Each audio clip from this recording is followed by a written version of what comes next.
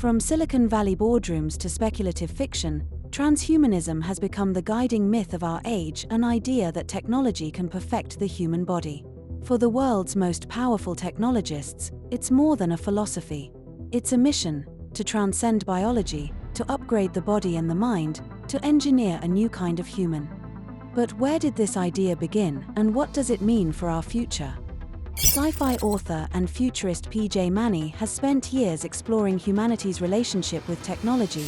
We've always been transhuman. As soon as we picked up tools, we were augmenting ourselves and making ourselves faster and stronger and having farther reach. Transhumanism has many definitions, and that's part of its problem, because the word gets attached to both extremely positive and extremely negative concepts of the future.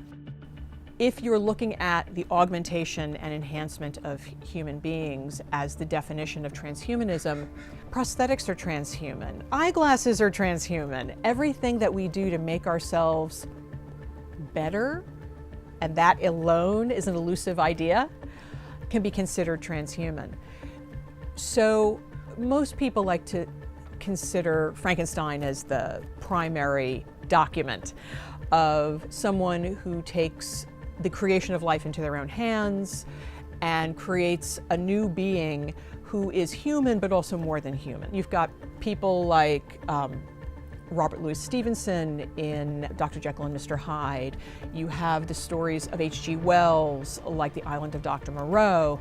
Throughout the 20th century, this became actually a fascination. I also argue that the Wizard of Oz series is one of the greatest transhuman pieces of storytelling ever told. The Tin Man is a great cyborg. You also saw things like superheroes. Now, some of the superheroes were naturally superhuman, like Superman. But some of them got a spider bite or had other things happen to them where it caused them to become more than human. Those are actually where the big change in how we look at transhumans began, because suddenly they were not the villain, they were the protagonists. And they were the thing we needed in the 1930s to show ourselves that we could fight the bad guys. So these stories have been with us actually for quite a long time. They are stories that even if you think about them without a scientific overlay, we've been telling for thousands of years. Today, transhumanism isn't confined to philosophy seminars or science fiction, it's a belief system driving the ambitions of our era's most powerful minds. Figures like Elon Musk, Sam Altman, and Ray Kurzweil see technology as a path to immortality, echoing the visions that inspired them.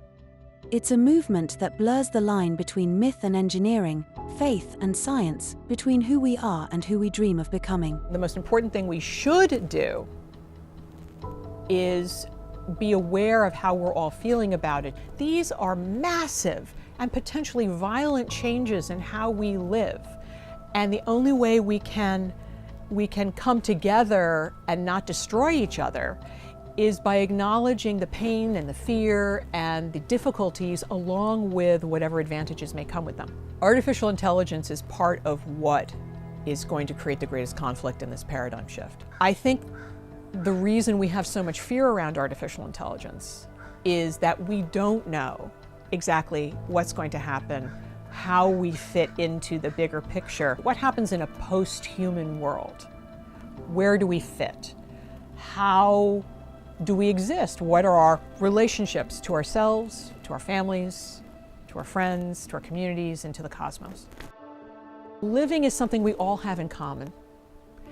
And knowing how time passes, knowing how you treat each other, knowing how love is so central to everything we do, keeping that at the center of who we are, you can't go wrong with that.